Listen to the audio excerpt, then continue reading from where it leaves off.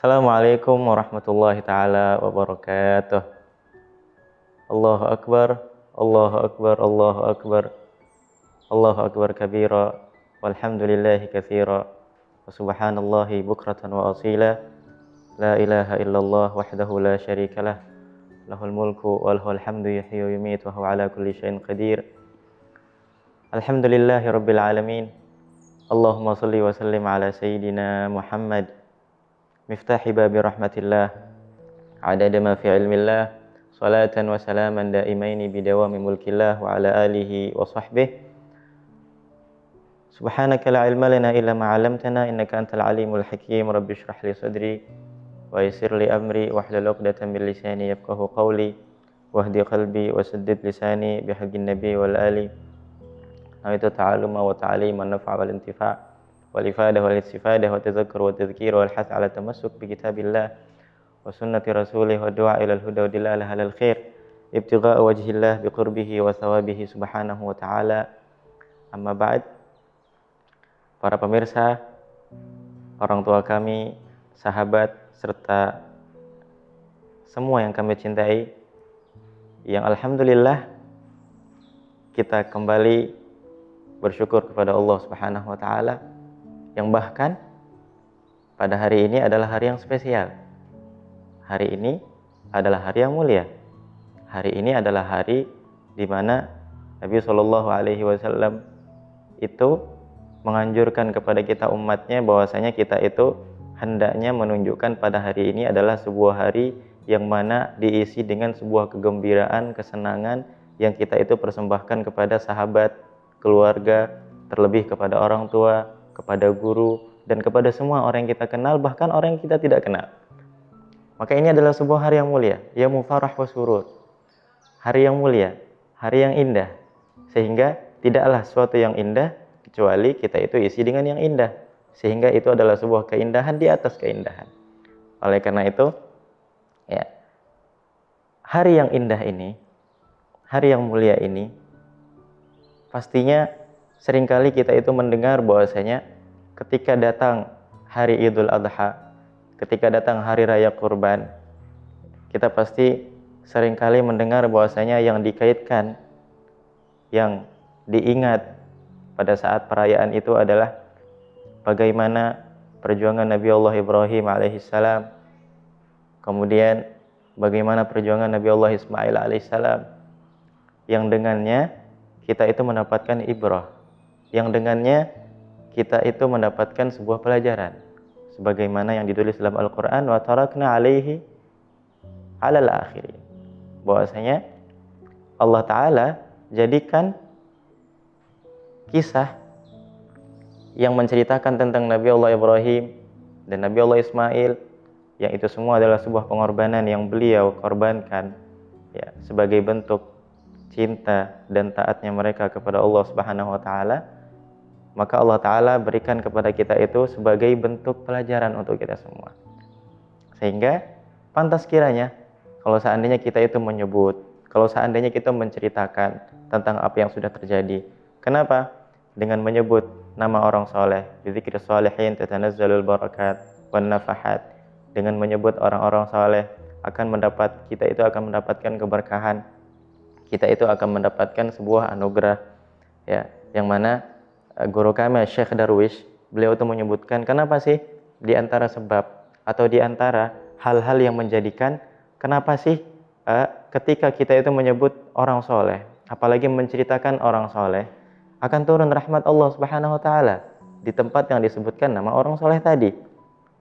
Maka beliau menyebutkan, Syekh Darwish, ya, hafizahullah ta'ala, beliau menyebutkan bahwasanya di antara hikmah yang Allah Ta'ala berikan ketika disebutkan nama orang soleh akan turun rahmat.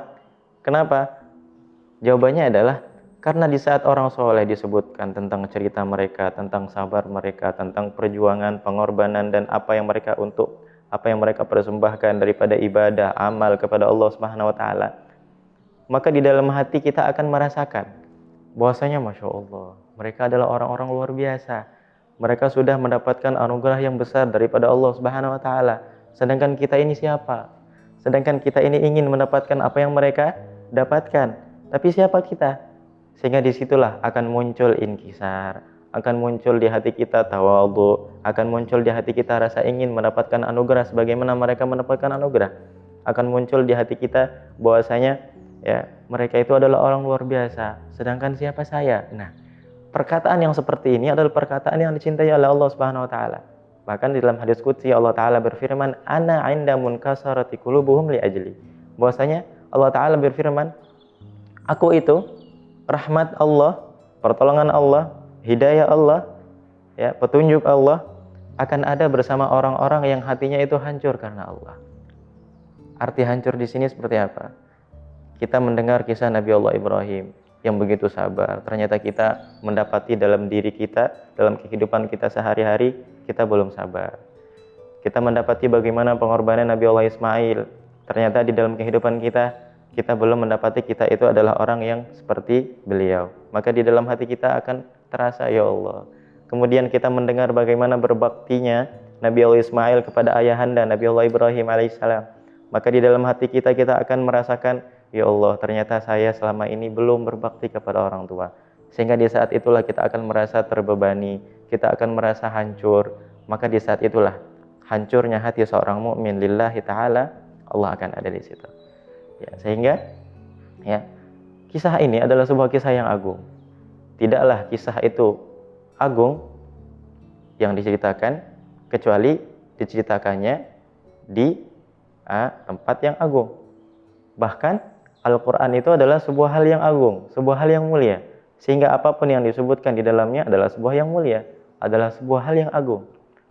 Yang mana Nabi Allah Ibrahim alaihissalam, ya, kisahnya beliau, ceritanya beliau dimulai daripada firman Allah Subhanahu wa taala, ya, wa qala inni dzahibun ila rabbi sayahdi. Rabbi habli minas salihin. Fabasyarnahu bi ghulamin halim. Falamma balagha ma'ahu sa'ya qala ya bunayya inni ara fil manami anni adbahuka fanzur madza tara. Qala ya abati fa'al ma tu'mar satajiduni insyaallah minas sabirin. Falamma aslama wa tallahu lil jabin wa nadainahu ayya Ibrahim qad saddaqta ar-ru'ya inna kadzalika najzil muhsinin. Betapa indahnya firman Allah Subhanahu wa taala. Allah taala berfirman, wa qala inni dzahibun ila rabbi sayahdin. Yang mana firman Allah taala ini menceritakan tentang bagaimana Al-Khalil, Nabi Allah Ibrahim alaihissalam, ya, setelah beliau itu mendapati sebuah kezaliman di tempat beliau, di tempat kelahiran beliau, maka beliau itu berhijrah daripada apa yang Allah Ta'ala tidak ridhai kepada Allah Ta'ala, kepada apa yang Allah Ta'ala ridhai. Maka di situ Allah Ta'ala berfirman, ya, wa qala rabbi inni dzahibun ila rabbi sayahdin. Bahwasanya aku itu akan pergi ila rabbi, kepada Tuhanku, akan kembali kepada Tuhanku. Sayahdin, maka Allah pasti akan memberi petunjuk. Ya. Artinya apa?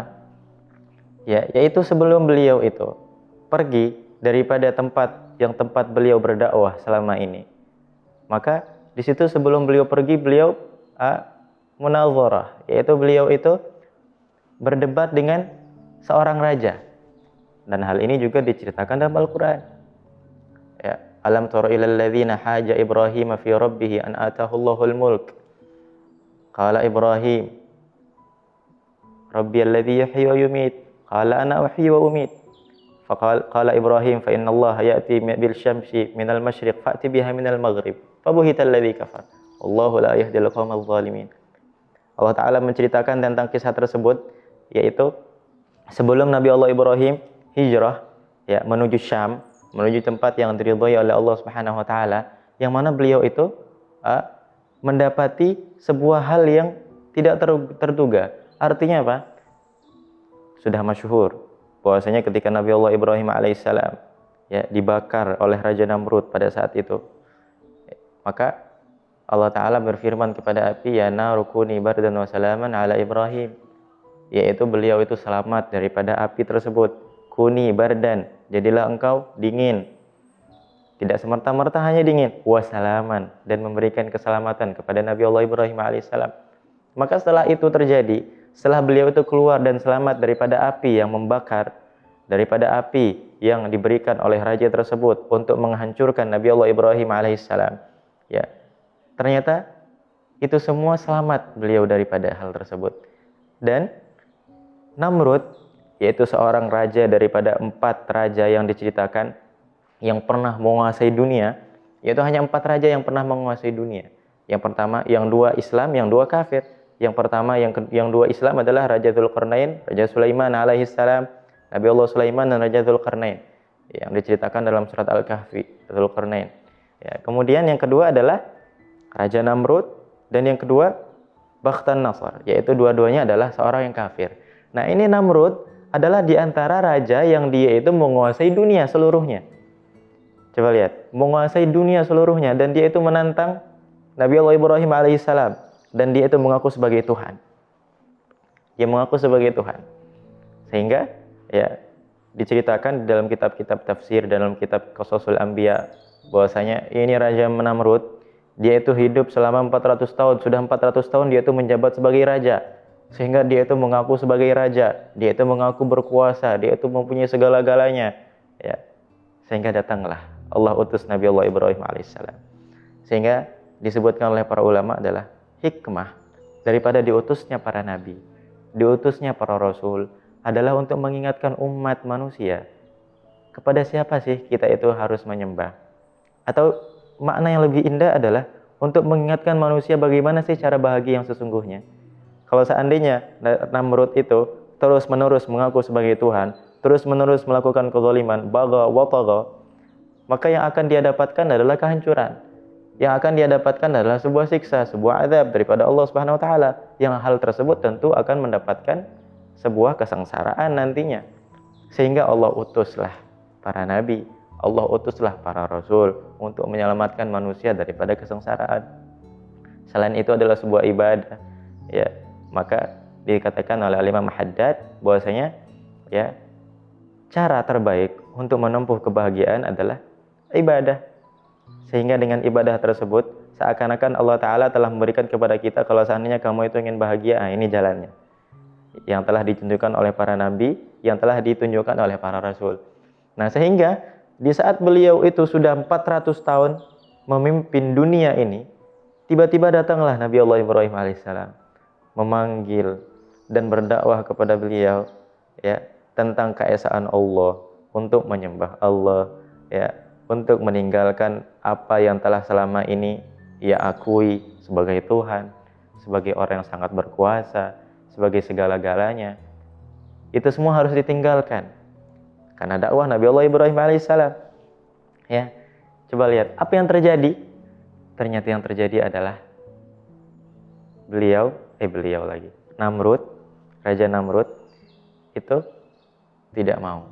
Raja Namrud menolak itu semua. Kalau seandainya kita bayangkan selama 400 tahun menjabat sebagai orang yang paling tertinggi, bukan hanya di Indonesia, bukan hanya di negara-negara tertentu, tapi di dunia paling tinggi, bagaimana dia tidak mengaku sebagai Tuhan? Ya, oleh karena itu kita akan bahas insya Allah tentang apa yang terjadi setelah yang satu ini.